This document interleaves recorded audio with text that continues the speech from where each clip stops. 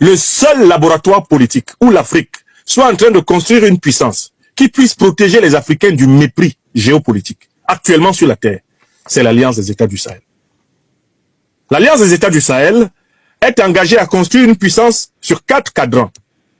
1. Le cadran sécuritaire, militaire. 2. Le cadran politique, institutionnel. 3. Le cadran, économique, structurel. Et 4. Le cadran culturel, symbolique et spirituel.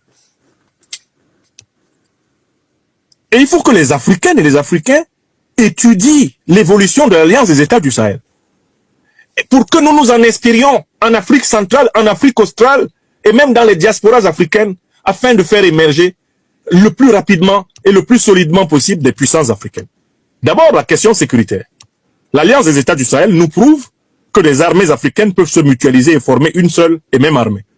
Aujourd'hui, l'efficacité de la lutte antiterroriste au Sahel vient de la coopération étroite des 3 armées qui sont en train de se fondre progressivement en une seule et même armée sahélienne.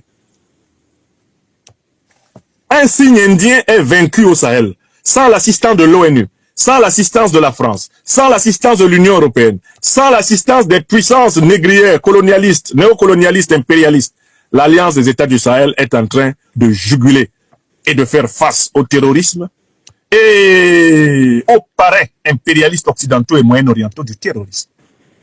C'est une leçon pour tous ceux qui en Afrique avaient perdu confiance en la capacité des Africains à se battre pour leur propre sécurité.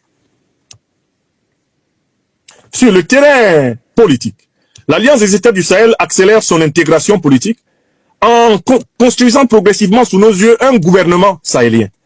Vous voyez très bien comment les ministres des mêmes ministères travaillent étroitement ensemble.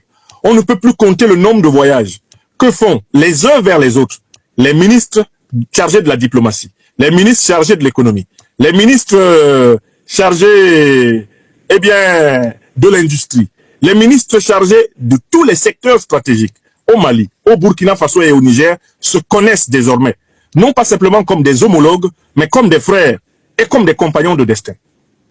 C'est ceci qui permet l'émergence progressive d'institutions transversales, comme une radio-télévision sahélienne, comme une banque sahélienne, comme une diplomatie sahélienne convergente. Tout cela est en train d'apparaître sous nos yeux. Il nous faut suivre de très près l'intégration politique sahélienne, car c'est grâce à elle qu'on pourra enseigner dans les lycées et les universités africaines comment créer une puissance confédérale, comment créer une puissance fédérale. Il suffira d'étudier le cas de l'AES, de l'enseigner à nos collégiens, à nos lycéens, à nos étudiants, pour que les Africaines et les Africains des générations actuelles et futures croient en notre capacité de créer des institutions. Le troisième niveau est économique.